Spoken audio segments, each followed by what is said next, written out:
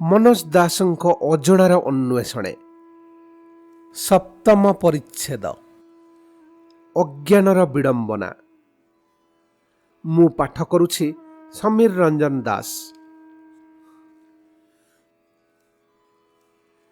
ଜୀବନର ପ୍ରହେଳିକାର ସମାଧାନ ଦିଗରେ ମଣିଷର ଅନ୍ୱେଷଣ କେବେଠାରୁ ଆରମ୍ଭ ହେଲାଣି?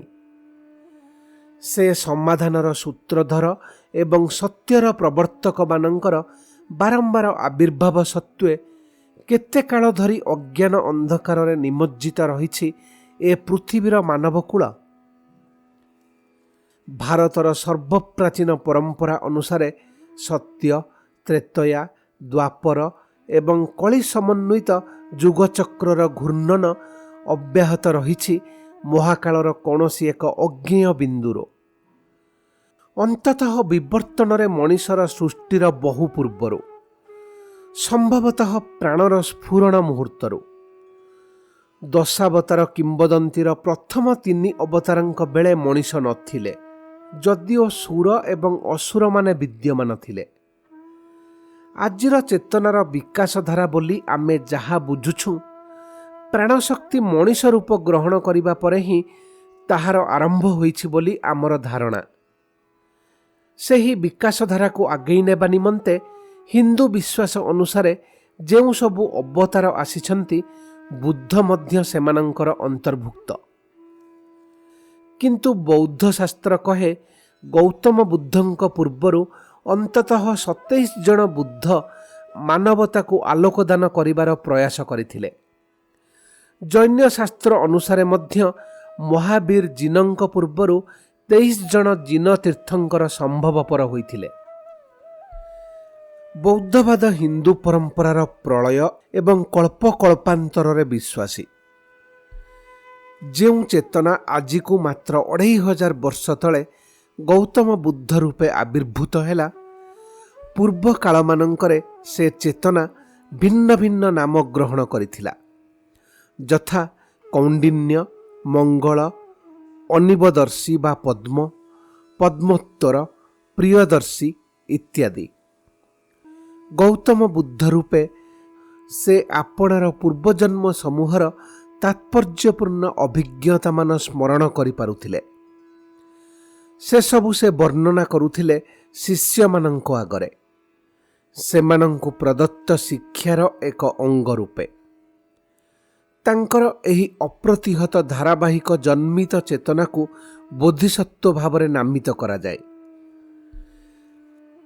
ଅଜସ୍ର ଅଭିଜ୍ଞତାର ସେହି ଏକ ହିଁ ଆଧାରକୁ ଲେଖକ ଚେତନା ବୋଲି ଅଭିହିତ କରୁଛି, କାରଣ ବୌଦ୍ଧବାଦ ଆତ୍ମାର ଅସ୍ତିତ୍ୱରେ ବିଶ୍ୱାସ କରେ ନାହିଁ। ଏ ବ୍ୟାପାରଟି ଏକ ପ୍ରହେଳିକା। ଯେଉଁ କର୍ମର ଭିତ୍ତିରେ ଜଣେ ବାରମ୍ବାର ଜନ୍ମଗ୍ରହଣ କରି ଚାଲିଥାଏ, ସେ କର୍ମର ଧାରକ କିଏ? ସେ କର୍ମଫଳର ଭୋକ୍ତା ବା କିଏ? ବୁଦ୍ଧ ପଥ ଅନୁସରଣ କରି ନିର୍ବାଣ ପ୍ରାପ୍ତ ହୁଏ କିଏ?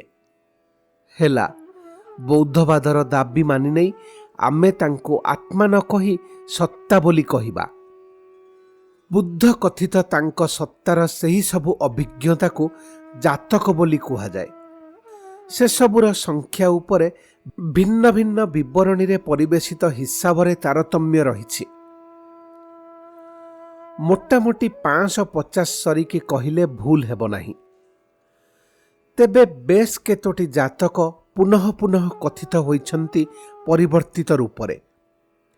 ଏସବୁରୁ ଅନେକ ଗୁଡ଼ିଏ ବୁଦ୍ଧ ସ୍ୱୟଂ କହିଥିଲେ, ସନ୍ଦେହ ନାହିଁ। କାରଣ ଏସବୁର ଯେଉଁ ଭୂମିକା ରହିଛି, ତାହା ସମସାମୟିକ ପରିସ୍ଥିତି ଏବଂ ଇତିହାସ ଅନୁସାରେ ବିଚାର କଲେ ସେ ସ୍ୱୟଂ କହିଥିବା ସ୍ୱାଭାବିକ ମନେ ହୁଏ। ଆଉ କିଛି କାହାଣୀ ହୁଏତ ତାଙ୍କ ପ୍ରଧାନ ଶିଷ୍ୟ ଏବଂ ପ୍ରଥମ ଯୁଗର ପ୍ରଚାରକମାନେ ବିବୃତ କରିଥିଲେ। ସେଗୁଡ଼ିକ ମଧ୍ୟ ବୁଦ୍ଧଙ୍କ କୌଣସି ନା କୌଣସି ପୂର୍ବଜନ୍ମର ଅଭିଜ୍ଞତା ରୂପେ ସ୍ୱୀକୃତି ଲାଭ କରିଛନ୍ତି। କିନ୍ତୁ ଯେହେତୁ ସେସବୁ କାହାଣୀ ବର୍ଣ୍ଣିତ ଘଟଣାରେ ବୁଦ୍ଧଙ୍କର କୌଣସି ଭୂମିକା ନାହିଁ, ସେ ସେଗୁଡ଼ିକରେ ନାୟକ ନୁହନ୍ତି କିମ୍ବା ବର୍ଣ୍ଣିତ ଘଟଣାରେ ଅଂଶଗ୍ରହଣ କରୁନାହାନ୍ତି, ତାହାଙ୍କୁ କେବଳ ଦ୍ରଷ୍ଟା ବା ସାକ୍ଷୀ ରୂପେ ଉପସ୍ଥାପନ କରାଯାଇଛି। ସ୍ୱୟଂ ବୁଦ୍ଧ ଗପିଥିବା ଏକ ଏକ ଜାତକରେ ମଣିଷର ଛଳନା ପ୍ରବଣତା, ଆସକ୍ତି ଏବଂ ଅନୁରୂପ ଦୁର୍ବଳତା ଉପରେ ଯେଉଁଭଳି ସୂକ୍ଷ୍ମ ତଥା ଶାଣିତ କଟାକ୍ଷ ରହିଛି, ତାହା ଆଜି 2500 ବର୍ଷ ପରେ ମଧ୍ୟ ତାତ୍ପର୍ଯ୍ୟପୂର୍ଣ୍ଣ। ଧରନ୍ତୁ କାକ ଜାତକ କଥା। ସେତେବେଳେ ଶ୍ରୀବସ୍ତି ନଗରର ଅଦୂରବର୍ତ୍ତୀ ଜେତବନରେ ଅବସ୍ଥାନ କରୁଥିଲେ ବୁଦ୍ଧ। ସେ ଥିଲେ ଜଣେ ମହାପୁରୁଷ। ସେତେବେଳକୁ ସେ ବିଷୟରେ ଆଉ କାହାରି ସନ୍ଦେହ ନଥିଲା। ନଗରୀରେ ଥିଲେ ବେଶ୍ କେତେଜଣ ସମ୍ଭ୍ରାନ୍ତ ଧନିକ ବୃଦ୍ଧ। ଦିନେ ଇହକାଳ ପରକାଳ ସମ୍ପର୍କରେ ସେ ବୃଦ୍ଧ ଜନେ ଆଲୋଚନା କରୁଥାନ୍ତି। ଜଣେ କହିଲେ, ଆମ ବେପାର ବଣିଜ ବା ଜମିଜମା ତ ଆମ ଦାୟାଦଗଣ ସମ୍ଭାଳୁଛନ୍ତି। ଆମେ ବୁଦ୍ଧଙ୍କ ଶିଷ୍ୟ ହୋଇ କିଛି ପୁଣ୍ୟ ଅର୍ଜନ ନ କରିବା କାହିଁକି? ବୁଦ୍ଧଙ୍କ ଅନୁମତି ନେଇ ସେମାନେ ଭିକ୍ଷୁ ବୋଲାଇଲେ। ତେବେ ଅନ୍ୟ ଭିକ୍ଷୁମାନଙ୍କ ସହ ସାମୂହିକ ଛାଉଣୀରେ ନ ରହି ସେମାନେ ଜେତବନର ଗୋଟିଏ ପ୍ରାନ୍ତରେ ନିଜ ନିଜ ପ୍ରୟୋଜନ ମୁତାବକ ଛୋଟ ଛୋଟ ଘରଟିମାନ ନିର୍ମାଣ କରିନେଲେ। କିନ୍ତୁ ବାର୍ଦ୍ଧକ୍ୟବଶତଃ ଶ୍ରମଣ ଧର୍ମ ଓ ଶୃଙ୍ଖଳା ପାଳନ କରିବା ସେମାନଙ୍କ ପକ୍ଷରେ ସମ୍ଭବ ହେଲା ନାହିଁ। ବସ୍ତୁତଃ ସେମାନେ ସେ ଦିଗରେ ଚେଷ୍ଟା ମଧ୍ୟ କଲେ ନାହିଁ। ପୂର୍ବରୁ ଯେମିତି ଗପସପରେ କାଳକ୍ଷେପଣ କରୁଥିଲେ, ଏବେ ବି ତାହା ହିଁ କଲେ। ଶ୍ରମଣମାନେ ପ୍ରତ୍ୟହ ଭିକ୍ଷାର୍ଥେ ବାହାର ହେବା କଥା। ଭିକ୍ଷାଲବ୍ଧ ଖାଦ୍ୟ ହିଁ ଆହାର କରିବା କଥା। କିନ୍ତୁ ସେମାନଙ୍କର ବା ସେଥିରେ କେଉଁ ପ୍ରୟୋଜନ? ସେମାନଙ୍କ ପତ୍ନୀମାନଙ୍କ ଭିତରେ ଥିଲେ ଜଣେ ଉଦ୍ୟମୀ ପ୍ରବୀଣା। ସିଏ ସମସ୍ତଙ୍କ ଘରୁ ସୁଖାଦ୍ୟ ସଂଗ୍ରହ କରି ସ୍ୱାମୀମାନଙ୍କୁ ଭିକ୍ଷା ପରସି ଦେବାର ବ୍ୟବସ୍ଥା କରି ପକାଇଲେ। ସ୍ୱାମୀବର୍ଗଙ୍କ ସଂସାର ପରିତ୍ୟାଗ ଜନିତ ପୁଣ୍ୟରୁ ସେମାନଙ୍କୁ ତ କିଛି ମିଳିବ ନିଶ୍ଚୟ। ଦିନେ ସେ ପ୍ରବୀଣାଙ୍କର ମୃତ୍ୟୁ ଘଟିଲା। ଭିକ୍ଷୁ ରୂପକ ସ୍ୱାମୀମାନେ ପରସ୍ପର ବେକ ଜଡ଼ାଇ ଧରି କାନ୍ଦିବାକୁ ଲାଗିଲେ। କିଏ ଏଣିକି ଦେବ ସେମାନଙ୍କୁ ବିଳାସୀ ଭିକ୍ଷା? ସେମାନେ ପ୍ରବଜ୍ୟା ପାଳନ କରିବେ କିପରି? ସେମାନଙ୍କ କ୍ରନ୍ଦନରେ ଆସି ଯୋଗଦେଲେ ସେମାନଙ୍କ ଜ୍ଞାତି କୁଟୁମ୍ବମାନେ। ସେ ବିକଳ ସମବେତ କ୍ରନ୍ଦନ କ୍ରମେ ବିକଟ ଶୁଭିଲା। କେତେଜଣ ଶିଷ୍ୟ ସେମାନଙ୍କର ସେ ଅପ୍ରତ୍ୟାଶିତ ଆଚରଣର ହେତୁ ବୁଝିସାରି ଆସି ବୁଦ୍ଧଙ୍କୁ ତାହା ଶୁଣାଇଲେ। ବୁଦ୍ଧ ଶୁଣାଇଲେ କାକଜାତକ ଭାବେ ନାମିତ ଏହି ବୃତ୍ତାନ୍ତ। ଏକଦା ସମୁଦ୍ର ତୀରରେ କେତେଜଣ ବ୍ୟକ୍ତି ନାଗ ପୂଜା କରୁଥିଲେ। ସେ ଉଦ୍ଦେଶ୍ୟରେ ସେମାନେ ସେଠାରେ ଠୁଳ କରିଥିଲେ କ୍ଷୀର, ମିଷ୍ଟାନ୍ନ ତଥା ସୁରା। ଏକ କାକ ଦମ୍ପତି ବୃକ୍ଷରୁ ଉଡ଼ି ଆସି ଲୋକେ ପୂଜାରେ ବ୍ୟସ୍ତ ଥିବାବେଳେ ସେ ଖାଦ୍ୟଦ୍ରବ୍ୟ ତଥା ସୁରା ଉଦରସ୍ଥ କଲେ। ଅବିଳମ୍ବେ ସୁରା ସେବନର ପ୍ରତିକ୍ରିୟା ଆରମ୍ଭ ହୋଇଗଲା। ଉନ୍ମତ୍ତ କାକ କାକି ଉଦ୍ବେଳ ଢେଉରେ ବୁଡ଼ ଦେବାକୁ ଲାଗିଲେ। ହଠାତ୍ ଗୋଟାଏ ପ୍ରକାଣ୍ଡ ଢେଉ କାକିଟିକୁ ଆଚ୍ଛନ୍ନ କରି ତୀବ୍ର ଗତିରେ ସମୁଦ୍ର ଗର୍ଭକୁ ଟାଣି ନେଇଗଲା। କାକ ଯେତେବେଳେ ସାମାନ୍ୟ ପ୍ରକୃତିସ୍ଥ ହୋଇ ବୁଝିପାରିଲା ଯେ କାକିକୁ ଆଉ ଫେରି ପାଇବାର ସମ୍ଭାବନା ନାହିଁ, ସେତେବେଳେ ସେ ପ୍ରବଳ ରଡ଼ି ଛାଡ଼ିଲା। ଆଖପାଖରୁ ଉଡ଼ି ଆସିଲେ ବହୁତ ଗୁଡ଼ିଏ କାକ। ସେମାନେ କାକର ଦୁଃଖରେ ଅଭିଭୂତ ହୋଇ ପରସ୍ପର ଡେଣା ଛନ୍ଦାଛନ୍ଦି ହୋଇ ରଡ଼ି କରିବାକୁ ଲାଗିଲେ। କିୟତ୍କ୍ଷଣ ପରେ ସେମାନେ ନେଲେ ଏକ ଦୃଢ଼ ସଂକଳ୍ପ। କାକିର ଚହଟ ଚିକ୍କଣ ପକ୍ଷ, ତାର ନକ୍ଷତ୍ର ନିଭ ଚକ୍ଷୁ, ତାର ଛନ୍ଦମୟ ଗତି, ସର୍ବୋପରି ତାର ବୀଣାଜିଣା ସୁମଧୁର କଣ୍ଠସ୍ୱରରେ ଆକୃଷ୍ଟ ହୋଇ ସମୁଦ୍ର ତାକୁ ଅପହରଣ କରିନେଇଛି। ଅତଏବ ଏ ସମୁଦ୍ରକୁ ଶୁଖାଇ ଦେବାକୁ ପଡ଼ିବ, ଅର୍ଥାତ୍ ସମୁଦ୍ରକୁ ମୃତ୍ୟୁଦଣ୍ଡରେ ଦଣ୍ଡିତ କରାଗଲା। କାକମାନେ ନିଜ ନିଜ ଚକ୍ଷୁରେ ସମୁଦ୍ରରୁ ପାଣି ଧରି ତୀରସ୍ଥ ବାଲୁକା ଉପରେ ନିକ୍ଷେପ କରି ଚାଲିଲେ। ସୂର୍ଯ୍ୟାସ୍ତ ପର୍ଯ୍ୟନ୍ତ ସେହି ସମୁଦ୍ର ନିଧନ ଯଜ୍ଞରେ ବ୍ୟାପୃତ ରହି ସେମାନେ ସମୁଦ୍ର କେତେ ଦୂର ପ୍ରାଣଶୂନ୍ୟ ହେଲାଣି ତାହା ନିରୀକ୍ଷଣ କରି ହତାଶ ହେଲେ। ସେ ଯାହା ହେଉ, ପ୍ରଭାତରେ ସେମାନେ ପୁନର୍ବାର ସେ ପ୍ରତିଶୋଧ କ୍ରିୟା ପୁନରାରମ୍ଭ କରିବାର ସିଦ୍ଧାନ୍ତ ନେଇ ସମୁଦ୍ର ଯେପରି ପଳାଇ ନଯିବ ସେ ପାଇଁ ତାକୁ ଜଗି ରହି କୂଳରେ ସଭିଏଁ ବିଶ୍ରାମ ନେଲେ। କିନ୍ତୁ କ୍ଳାନ୍ତିବଶତଃ ସେମାନେ ଅଚିରେ ନିଦ୍ରାଭିଭୂତ ହେଲେ।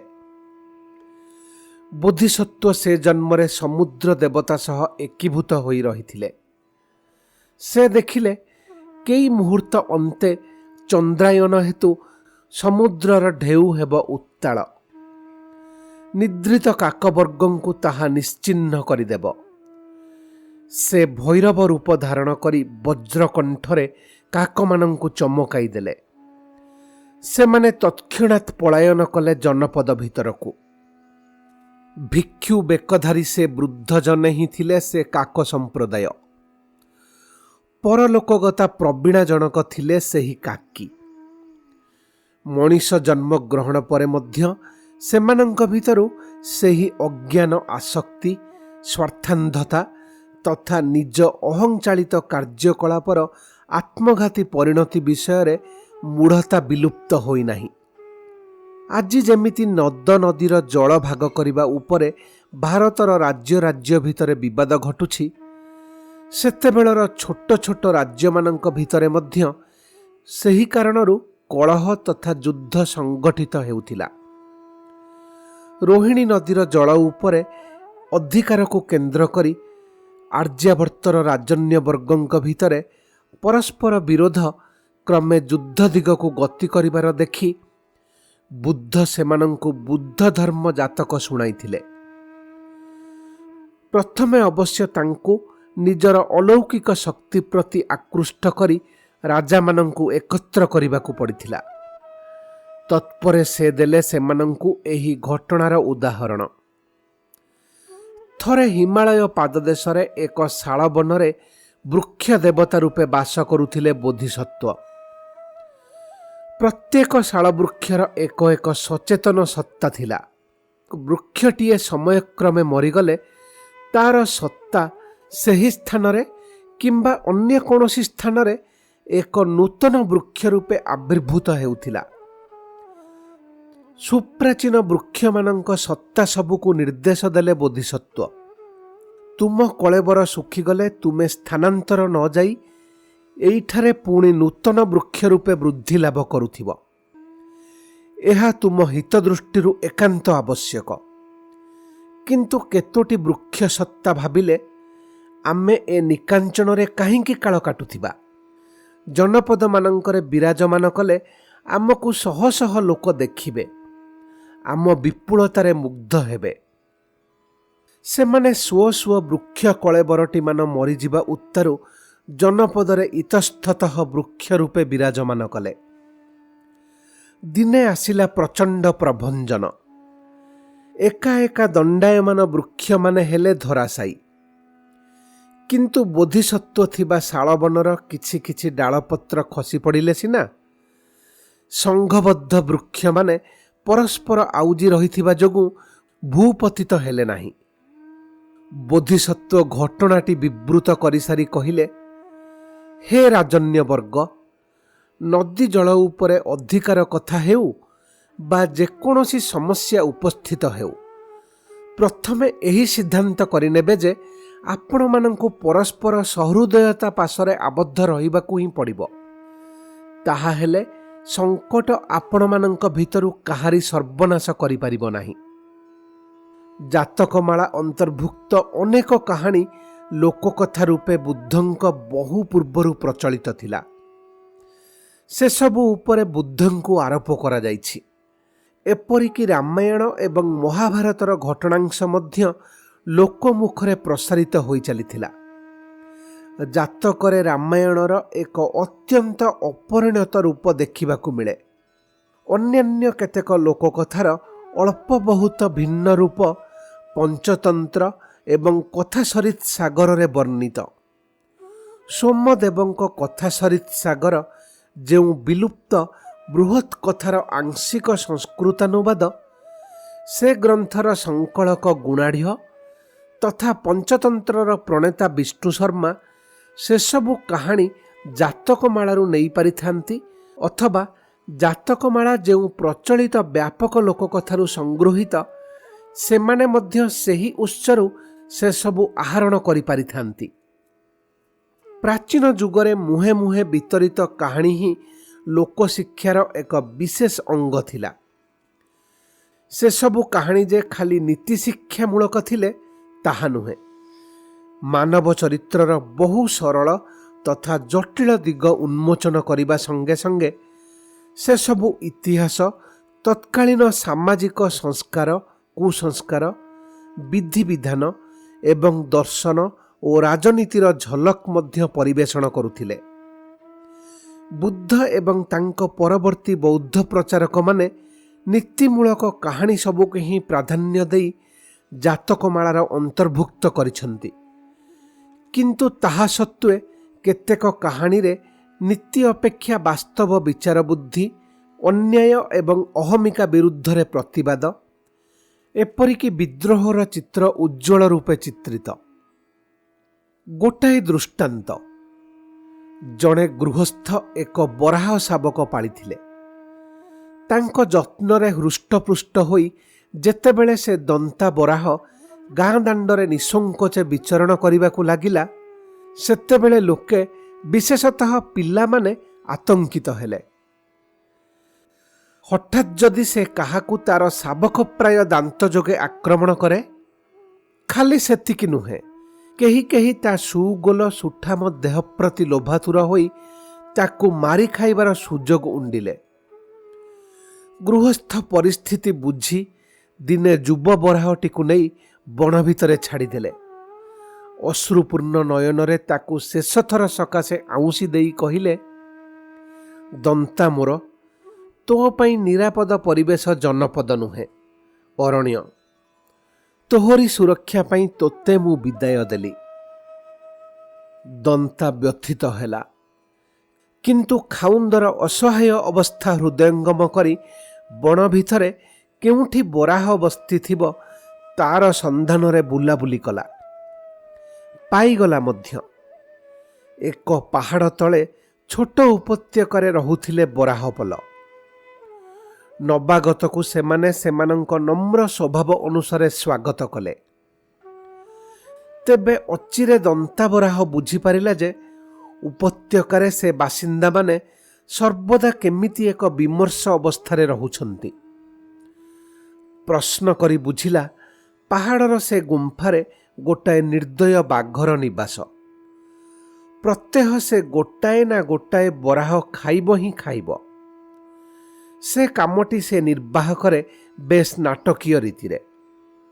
ସେ ଗୁମ୍ଫା ବାହାରକୁ ଆସି ଗୋଟାଏ ଗର୍ଜନ ଛାଡ଼ିବ। ନିମ୍ନସ୍ଥ ଉପତ୍ୟକାର ବରାହମାନେ ନିଜ ନିଜ ହୃତ୍ସ୍ପନ୍ଦନ ଚାପି ରଖି ଅପେକ୍ଷା କରିବେ। ସେ ଯେକୌଣସି ଗୋଟାକୁ ନିର୍ଦ୍ଦେଶ ଦେବ ତା ପାଖକୁ ଉଠି ଆସିବା ନିମନ୍ତେ। ସେ ବିଚରା ଆସିଗଲେ ତାକୁ ସେ ମାରି ଖାଇବ ଏବଂ ଯାହା ମଜାର କଥା, କିଛି ମାଂସ ଦେବ ତା ଗୁମ୍ଫାର ଅଦୂରରେ ରହୁଥିବା ଜଣେ ଭଣ୍ଡ ସାଧୁକୁ। ଭଣ୍ଡଟି ନିଜ ମାନବ ସୁଲଭ ବୁଦ୍ଧି ଯୋଗେ ବାଘ ପାଇଁ ଅନ୍ୟାନ୍ୟ ଆହାର ଠାବ କରି ଦେଉଥାଏ। ସମ୍ଭବତଃ ମଣିଷ ପଥିକମାନଙ୍କ ସନ୍ଧାନ ଦେଉଥାଏ। ନବାଗତ ଦନ୍ତା ବରାହ ତା ଜାତିର ସମସ୍ତଙ୍କୁ ଏକତ୍ର କରି କହିଲା, ତମେମାନେ କାହିଁକି ଧରି ନେଇଛ ଯେ ବାଘଟି ତମମାନଙ୍କଠାରୁ ବଳବାନ? ତମର ସମବେତ ଶକ୍ତି ଆଗରେ ତାର ଅବସ୍ଥା ହେବ ବିଲେଇ ଆଗରେ ମୂଷାଟିଏ ଭଳି। ଏହାପରେ ସେ ପରଦିନ ପ୍ରଭାତରେ ସେମାନେ କ'ଣ କରିବେ ସେ ବିଷୟରେ ସେମାନଙ୍କୁ ତାଲିମ ଦେଇ ରଖିଲା। ସୂର୍ଯ୍ୟୋଦୟ ପରେ ପରେ ବାଘ ଗୁମ୍ଫାରୁ ବାହାରି ଆସି ନିମ୍ନୋକ୍ତ ଉପତ୍ୟକା ଆଡ଼େ ଦୃଷ୍ଟିପାତ କରି ଗର୍ଜନ ଛାଡ଼ିଲା। ପ୍ରତ୍ୟୁତ୍ତରରେ ବରାହମାନେ ଦେଲେ ସେମାନଙ୍କ ନିଜସ୍ୱ ରୀତିରେ ଗମ୍ଭୀର ଆବାଜ। ବାଘ ଆଶ୍ଚର୍ଯ୍ୟ ହେଲା। ନିରେଖି ଦେଖିଲା, ନୂଆ ଯୁବା ଦନ୍ତାଟିଏ ସମସ୍ତଙ୍କ ଆଗରେ ରହିଛି। ଶଙ୍କି ଯାଇ ବାଘ ଭଣ୍ଡ ସାଧୁଙ୍କୁ ଏ ପରିବର୍ତ୍ତିତ ପରିସ୍ଥିତି ସମ୍ପର୍କରେ ଅବହିତ କରାଇଲା। ଭଣ୍ଡ କହିଲା, ତମେ ବନ୍ଧୁ ତମ ନିଜ ପ୍ରତାପ କେଡ଼େ ପ୍ରଖର ସେ କଥା ଅନ୍ଦାଜ କରିପାରୁନାହ। ଏଥର ଯାଇ ଗର୍ଜନ ଛାଡ଼ି ସଙ୍ଗେ ସଙ୍ଗେ ସେ ଦନ୍ତା ଉପରକୁ ଲମ୍ଫ ଦିଅ। ସେ ତ ଅବିଳମ୍ବେ ମରିବ, ଅନ୍ୟମାନେ ପ୍ରାଣ ବିକଳରେ ପଳାଇବେ। ନେତାଟି ମଲେ ସେମାନେ ପୁଣି ପୂର୍ବ ଭଳି ବିକଳ ବିନୀତ ଆଚରଣ କରିବେ। ଉପତ୍ୟକା ମଝିରେ ପୂର୍ବ ରାତିରେ ବରାହମାନେ ଗୋଟାଏ ଗର୍ତ୍ତ ଖୋଲି ରଖିଥାନ୍ତି। ଗର୍ତ୍ତର ସବୁଠାରୁ ତଳ ଅଂଶଟି ଅତ୍ୟନ୍ତ ସଂକୀର୍ଣ୍ଣ। ସେହି ଗର୍ତ୍ତ ମୁହଁ ପାଖରେ ଦନ୍ତା ଠିଆ ହୋଇ ରହିଥାଏ। ଭଣ୍ଡ ସାଧୁର ପରାମର୍ଶ ଅନୁସାରେ ଯେମିତି ବାଘ ତା ଉପରକୁ ଲମ୍ଫ ଦେଇଛି, ସେମିତି ସେ ବିଜୁଳି ବେଗରେ ଅପସରିଗଲା। ବାଘ ଯାଇ ପଡ଼ିଲା ଗର୍ତ୍ତ ଭିତରେ, ଖସିଗଲା ସଂକୀର୍ଣ୍ଣ ତଳଭାଗକୁ। ଦନ୍ତା ଉପରେ ଥାଇ ତାକୁ ତା ଶାଣିତ ଦାନ୍ତ ଯୋଗେ ମୁମୂର୍ଷ କରିଦେଲା। ଅନ୍ୟମାନେ ତାକୁ ଶେଷ କରିଦେଲେ। ଭଣ୍ଡ ସାଧୁ ଗୁମ୍ଫା ଆଗରେ ଠିଆ ହୋଇ ସେ ଦୃଶ୍ୟ ଦେଖି ଦୌଡ଼ ଦେଲା। ବରାହମାନେ ଜାଣିଥିଲେ ବାଘ ସହ ତାର ସୌଖ୍ୟ କଥା। ସେମାନେ ତାକୁ ଅନୁଧାବନ କଲେ। ସେ ଯାଇ ଗୋଟାଏ ଉଚ୍ଚ ଗଛ ଉପରକୁ ଚଢ଼ିଗଲା। ବରାହମାନେ ଗଛ ଚାରିପଟ ଯାକ ମାଟି ତାଡ଼ି ପକାଇଲେ ଓ ଗଛ ସହ ଭଣ୍ଡ କଚାଡ଼ି ହୋଇ ତଳେ ପଡ଼ିଲା। ଅଚିରେ ବରାହମାନେ ତା ଉପରେ ନେଲେ ପ୍ରତିଶୋଧ। ସେଥର ବୋଧିସତ୍ତ୍ୱ ଏକ ବୃକ୍ଷ ରୂପରେ ରହିଥିଲେ ସେ ଅରଣ୍ୟ ଭିତରେ। ସେ ହେଲେ ସେ ସମଗ୍ର ନାଟକର ସାକ୍ଷୀ। ସଂଘର ଶକ୍ତି କେତେ ତାହା ହିଁ ଦର୍ଶାଇବା ନିମନ୍ତେ ଏ କାହାଣୀ ବୁଦ୍ଧଦେବ ବିବୃତ କରିଥିଲେ ତାଙ୍କ ଶିଷ୍ୟବର୍ଗଙ୍କ ଆଗରେ, ଯଦି ଏହା ପରବର୍ତ୍ତୀ କାଳର ସଂଯୋଜନ ହୋଇନଥିବ। ଏକଦା କିପରି ବାନର ଦଳପତି ରୂପେ ସଙ୍କଟ ବେଳେ ସେ ନଈର ଗୋଟାଏ କୂଳରୁ ଅନ୍ୟ କୂଳ ଯାଏ, ଏପାରି ଗଛରୁ ସେପାରି ଗଛ ଯାଏ ଦୁଇ ଡାଳ ଭିତରେ ସେତୁ ଭଳି ଝୁଲି ରହି ସମସ୍ତଙ୍କୁ ନିଜ ପିଠି ଉପର ଦେଇ ନଈ ପାରି କରାଇ ନିଜେ କ୍ଷତବିକ୍ଷତ ହୋଇ ଜୀବନ ଦେଇଥିଲେ, ଆଉ ଥରେ କିପରି ମୃଗ ଦଳପତି ରୂପେ ମୃଗ ଶିକାରୀ ରାଜାଙ୍କୁ ଜୀବେଦୟା ଆଦର୍ଶରେ ଉଦ୍ବୁଦ୍ଧ କରିଥିଲେ, ସେସବୁ ଜାତକ କାହାଣୀ ବହୁ ବିଦିତ। ବୌଦ୍ଧ ଧର୍ମ ବିସ୍ତାରର ଆଦି ଯୁଗରେ ଜାତକ କାହାଣୀମାଳା ଉପରେ ବହୁତ ଗୁରୁତ୍ୱ ଆରୋପ କରାଯାଉଥିବାର ମନେ ହୁଏ। ସାଞ୍ଚି ସ୍ତୂପ ଗାତ୍ରରେ କେତୋଟି ଜାତକ କାହାଣୀ ଚିତ୍ର ଯୋଗେ ଲିପିବଦ୍ଧ ଥିବାର ଦେଖିଲି। ଜାଭା ଦ୍ୱୀପର ବିଖ୍ୟାତ ବରବୁଦୁର ଗାତ୍ରରେ ମଧ୍ୟ କେତେକ ଚିତ୍ର କୌଣସି ଜାତକ କାହାଣୀର ଧ୍ୱଂସାବଶେଷ ବୋଲି ବୁଝାଇଥିଲେ ସ୍ଥାନୀୟ ଗାଇଡ୍, କିନ୍ତୁ କିଛି ଠଉରାଇ ପାରିନଥିଲି। ବୁଦ୍ଧଙ୍କ ମୂର୍ତ୍ତିମାନ ନିର୍ମିତ ହେବାର ପରମ୍ପରା ଆରମ୍ଭ ହେବା ବହୁ ପୂର୍ବର କୀର୍ତ୍ତି ହେଲା ସାଞ୍ଚି। ସେଠାରେ ଜାତକ କାହାଣୀର ଚିତ୍ରରୂପ ତେଣୁ ତାତ୍ପର୍ଯ୍ୟପୂର୍ଣ୍ଣ।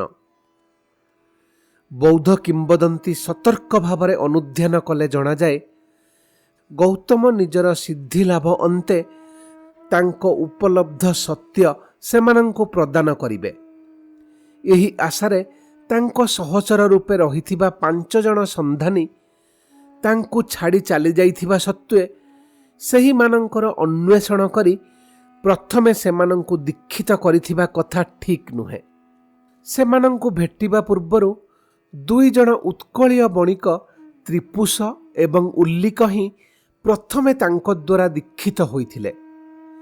ଏ ଦୁହିଁଙ୍କ ସମ୍ପର୍କରେ ଓଡ଼ିଶାର ଗବେଷକମାନେ କ'ଣ ତଥ୍ୟ ଆବିଷ୍କାର କରିଛନ୍ତି ଜାଣେନା।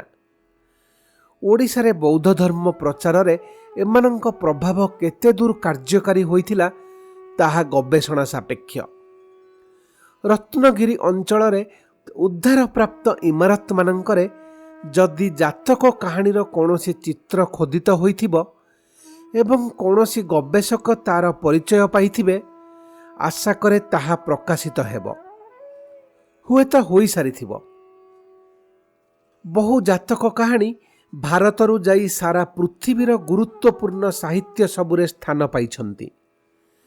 ସେସବୁର ଅନ୍ତର୍ଭୁକ୍ତ ବାଇବେଲ, ଗ୍ରୀକ୍ ସାହିତ୍ୟ, ବିଶେଷତଃ ଇସପଙ୍କ କାହାଣୀ, ଆରବ୍ୟ ରଜନୀର କାହାଣୀ, ଏପରିକି ଇଂଲଣ୍ଡର ଚସର ପ୍ରଣୀତ କ୍ୟାଣ୍ଟରବାରି ଟେଲ୍ସ ପର୍ଯ୍ୟନ୍ତ। ତେବେ ଯେଉଁ କାହାଣୀଟି ଏ ଲେଖକକୁ ବିଶେଷ ତାତ୍ପର୍ଯ୍ୟପୂର୍ଣ୍ଣ ମନେ ହୋଇଛି, ଏକାଧିକ ଥର ଏ ଲେଖକ ତାହା ପରିବେଷଣ କରିଥିଲେ ମଧ୍ୟ ପ୍ରାସଙ୍ଗିକତା ଦୃଷ୍ଟିରୁ ପୁନର୍ବାର ଏଠାରେ ଅତି ସଂକ୍ଷେପରେ ଲିପିବଦ୍ଧ କରୁଛି। ଅରଣ୍ୟ ପାର୍ଶ୍ୱବର୍ତ୍ତୀ ନଦୀ ତୀରରେ ଥିଲେ ଜଣେ ଗୁରୁ। ତାଙ୍କ ଆଶ୍ରମରେ ଅନ୍ୟତମ ଶିଷ୍ୟ ରୂପେ ରହୁଥିଲେ ବୋଧିସତ୍ତ୍ୱ। ଦିନେ ପ୍ରାଚୀନ ପୋଥିପତ୍ରରୁ ଗୁରୁଙ୍କୁ ହଠାତ୍ ମିଳିଗଲା ଏକ ଅପ୍ରତ୍ୟାଶିତ ମନ୍ତ୍ର। ପୂର୍ଣ୍ଣିମା ରଜନୀରେ ଗ୍ରହ ନକ୍ଷତ୍ରର ଏକ ବିରଳ ସଂଯୋଗ ବେଳେ ଚନ୍ଦ୍ର ଆକାଶ ଶୀର୍ଷରେ ଥିବାବେଳେ ତା ଆଡ଼େ ଅନାଇ ମନ୍ତ୍ରଟି ପଢ଼ିଲେ ସମ୍ଭବ ହେବ ରତ୍ନବର୍ଷା। ଗୁରୁ ଗଣନା କରି ଦେଖିଲେ 1000 ବର୍ଷ ବ୍ୟବଧାନରେ ସମ୍ଭବ ହେଉଥିବା ସେ ଯୋଗାଯୋଗ ପରଦିନ ରାତିରେ ହିଁ ଘଟିବ। ସେ ଅରକ୍ଷିତ ସ୍ଥାନରେ ସେଭଳି ରତ୍ନବର୍ଷା ଭିଆଇବା ବିପଜ୍ଜନକ ଜାଣି ଅରଣ୍ୟ ସେପାରି ଜଣେ ଜମିଦାର ଶିଷ୍ୟଙ୍କ ପ୍ରାସାଦର ଛାତ ଉପରେ ସେ ତାହା କରିବାକୁ ମନସ୍ଥ କଲେ। ବିଶ୍ୱସ୍ତ ଶିଷ୍ୟ ବୋଧିସତ୍ତ୍ୱଙ୍କୁ ସେ ଏହା କହିଲେ ଓ ତାଙ୍କ ସହଯାତ୍ରୀ ହେବାର ନିର୍ଦ୍ଦେଶ ଦେଲେ। ଏଭଳି ଚମତ୍କାର ଜରିଆରେ ଐଶ୍ୱର୍ଯ୍ୟ ଲାଭ କେଡ଼େ କ୍ଷତିକାରକ ବୋଧିସତ୍ତ୍ୱ ସେ ବିଷୟରେ ଗୁରୁଙ୍କୁ ଚେତାବନୀ ଦେବା ସତ୍ତ୍ୱେ ଗୁରୁ ଆପଣାର ସିଦ୍ଧାନ୍ତରେ ରହିଲେ ଅଟଳ। ଅଗତ୍ୟା ବୋଧିସତ୍ତ୍ୱ ଗୁରୁଙ୍କ ସହ ଯାତ୍ରାରମ୍ଭ କଲେ। ବଣ ଭିତରେ କିନ୍ତୁ ଗୁରୁ ପଥ ହରାଇଲେ। ପଡ଼ିଲେ ଦଳେ ଡାକୁଙ୍କ ହାବୁଡ଼ରେ। ଡାକୁମାନେ ଗୁରୁଙ୍କୁ ଗୋଟାଏ ଗଛରେ ବାନ୍ଧି ପକାଇ ବୋଧିସତ୍ତ୍ୱଙ୍କୁ ସହସ୍ର ସ୍ୱର୍ଣ୍ଣ ମୁଦ୍ରା ଧରି ଆସିବାକୁ ନିର୍ଦ୍ଦେଶ ଦେଲେ। ତାହେଲେ ଗୁରୁ ମୁକ୍ତ ହେବେ, ନହେଲେ ନିହତ ହେବେ। ବୋଧିସତ୍ତ୍ୱ ଗୁରୁଙ୍କୁ ସାହସ ଦେଇ କହିଲେ ଯେ ସେ ନିଶ୍ଚୟ ଆବଶ୍ୟକ ଅର୍ଥ ସଂଗ୍ରହ କରି ଆସି ତାଙ୍କୁ ମୁକ୍ତ କରାଇବେ, କିନ୍ତୁ ସେ ଯେପରି ସେ ଚମତ୍କାର ପ୍ରଦର୍ଶନ ନ କରନ୍ତି। ତାପରେ ସେ ଚାଲିଗଲେ। କିନ୍ତୁ ଯେମିତି ଅନ୍ଧକାର ଘୋଟିଛି ଏବଂ ପୂର୍ଣ୍ଣିମାର ଚନ୍ଦ୍ର ଉପରକୁ ଉପରକୁ ଉଠିଛି, ଗୁରୁ ଅଧିକରୁ ଅଧିକ ଉଚ୍ଛନ୍ନ ହେଲେ ଏବଂ ଅବଶେଷରେ ଅଧୈର୍ଯ୍ୟ ହୋଇ ଡାକୁମାନଙ୍କୁ ନିଜ କରାମତିର ଆଭାସ ଦେଲେ ଏବଂ ସେମାନଙ୍କୁ ବିସ୍ମୟ ବିମୂଢ଼ କରି ରତ୍ନବର୍ଷା କରାଇଲେ। ଡାକୁମାନେ ତାଙ୍କୁ ପ୍ରଣିପାତ କଲେ। ସେତିକିବେଳେ ସେମାନଙ୍କ ଉଲ୍ଲାସ ଧ୍ୱନିରେ ଆକୃଷ୍ଟ ହୋଇ ଏକ ଅପେକ୍ଷାକୃତ ବଡ଼ ଡାକୁଦଳ ସେଠାରେ ପହଞ୍ଚି ଯାଇ ରତ୍ନତକ ମାଡ଼ି ବସିଲେ। ସାନ ଡାକୁଦଳ ଯେତେବେଳେ କହିଲେ କି ବନ୍ଦୀ ଗୁରୁ ହିଁ ଆକାଶରୁ ଆହରଣ କରିଛନ୍ତି ସେ ରତ୍ନରାଶି, ବଡ଼ ସର୍ଦ୍ଦାର ତାଙ୍କୁ ଆଉଥରେ ସେ ଚମତ୍କାର ସାଧନା ନିମନ୍ତେ ଅନୁରୋଧ କଲେ। କିନ୍ତୁ ଗୁରୁ ଜଣାଇଲେ ସହସ୍ର ବର୍ଷ ପୂର୍ବରୁ ତାହା ଆଉ ସମ୍ଭବ ନୁହେଁ। କ୍ରୁଦ୍ଧ ଡାକୁ ସର୍ଦ୍ଦାର ତାଙ୍କୁ ହତ୍ୟା କଲା। ତାପରେ ରତ୍ନତକର ମାଲିକାନା ନିମନ୍ତେ ଦୁଇ ଡାକୁଦଳ ଭିତରେ ହେଲା ସଂଘର୍ଷ। ସାନ ଡାକୁଦଳର ସଭିଏ ମଲେ। ଏହାପରେ ବଡ଼ ଡାକୁଦଳର ସର୍ଦ୍ଦାର ଏବଂ ଉପସର୍ଦ୍ଦାର ଭିତରେ ବିବାଦ ହୁଅନ୍ତେ ଉପସର୍ଦ୍ଦାରର ଉପଦଳ ବଡ଼ ସର୍ଦ୍ଦାରର ସମର୍ଥକ ସମସ୍ତଙ୍କୁ ମାରିଦେଲେ। ଉପସର୍ଦ୍ଦାରର ଉପଦଳ ଭିତରେ ପୁଣି ହେଲେ ଦୁଇ ଗୋଷ୍ଠୀ। ଗୋଟିଏ ଗୋଷ୍ଠୀର ସଭିଏ ହେଲେ ନିପାତ। ଅବଶେଷରେ ବର୍ତ୍ତି ରହିଲେ ମାତ୍ର 2 ଜଣ। ସେ ଦୁହେଁ ପରସ୍ପର ମିତ୍ର ବନି ରତ୍ନତକ 2 ଭାଗ କରିନେବା ସ୍ଥିର କଲେ। ଐଶ୍ୱର୍ଯ୍ୟ ରଖିଲେ ଏକ ଗୁମ୍ଫା ଭିତରେ। ସେତେବେଳକୁ ପୂର୍ଣ୍ଣିମା ରାତିର ଅବସାନ ହେଲାଣି। ଦୁହେଁ କ୍ଷୁଧାର୍ତ। ଜଣେ ରୋଷେଇ ଶେଷ କରି ଦ୍ୱିତୀୟକୁ ପରସି ଦେବା ବେଳେ ଦ୍ୱିତୀୟଟି ଛୁରୀ ମାରି ତାକୁ ବଧ କଲା, ସମଗ୍ର ରତ୍ନ ନିଜେ ଅଧିକାର କରିବା ମାନସରେ। ତାପରେ ସେ ନିହତ ମିତ୍ର ଦ୍ୱାରା ପ୍ରସ୍ତୁତ ଖାଦ୍ୟର ସଦୁପଯୋଗ କଲା। କିନ୍ତୁ ହାୟ, ପ୍ରଚଣ୍ଡ ଯନ୍ତ୍ରଣାରେ ଛଟପଟ ହୋଇ ସେ ମଲା। କାରଣ ନିହତ ମିତ୍ରଟି ଖାଦ୍ୟରେ ଭୟଙ୍କର ବିଷ ମିଶାଇ ତାକୁ ପରସି ଦେଇଥିଲା। କେଇଦିନ ପରେ ଅର୍ଥ ସଂଗ୍ରହ କରି ବଣରେ ପ୍ରବେଶ କଲେ ବୋଧିସତ୍ତ୍ୱ। ପ୍ରଥମେ ସେ ଦେଖିଲେ ଗୁରୁଙ୍କ ମୃତଦେହ। ଗୁରୁ ନିଶ୍ଚୟ ମୋ ପରାମର୍ଶ ଘେନା ନ କରି ଚମତ୍କାର ପ୍ରଦର୍ଶନ କରିଥିଲେ କହି ସେ ଅଶ୍ରୁପାତ ପୂର୍ବକ ତାଙ୍କ ଯଥାସମ୍ଭବ ସତ୍କାର କଲେ। ସେ ଯେତିକି ଯେତିକି ଅଗ୍ରସର ହେଲେ ଦେଖିଲେ ସେତିକି ସେତିକି ମୃତଦେହ। ଅବଶେଷରେ ସେ ଉପନୀତ ହେଲେ ଶେଷ ଦୁଇ ମୃତ ଡାକୁଙ୍କ ପାଖରେ ଏବଂ ଗୁମ୍ଫା ଭିତରେ ଦେଖିଲେ ସୁରକ୍ଷିତ ସେ ରତ୍ନରାଶି। ବୋଧିସତ୍ତ୍ୱ ତତ୍ପରେ ଜଣେ ନୀତିବାନ ରାଜାଙ୍କ ଜରିଆରେ ସେ ଐଶ୍ୱର୍ଯ୍ୟର ଉପଯୁକ୍ତ ଉପଯୋଗର ବ୍ୟବସ୍ଥା କଲେ। ପାଣ୍ଡିତ୍ୟ ସତ୍ତ୍ୱେ ମଣିଷ ହୋଇପାରେ ଲୋଭର କ୍ରୀତଦାସ, ବାର୍ଦ୍ଧକ୍ୟ ସତ୍ତ୍ୱେ ଜଣେ ହୋଇପାରେ ଭୀଷଣ ଆସକ୍ତ। ଏସବୁ ମାନବିକ ଦୁର୍ବଳତା ପ୍ରତି ଇଙ୍ଗିତ ସଙ୍ଗେ ସଙ୍ଗେ ଚମତ୍କାର ବା ହବୁବିଦ୍ୟା ପ୍ରତି ବିଦ୍ରୂପ। ପ୍ରଜ୍ଞାର ବହୁ ଦିଗର ପ୍ରତିଫଳନ ରହିଛି ଏହି ଜାତକ କାହାଣୀରେ। ଅଜ୍ଞାନର ବିଡ଼ମ୍ବନା ପ୍ରତି କଟାକ୍ଷ ହିଁ ଅଧିକାଂଶ ଜାତକ କାହାଣୀର ଆଭିମୁଖ୍ୟ।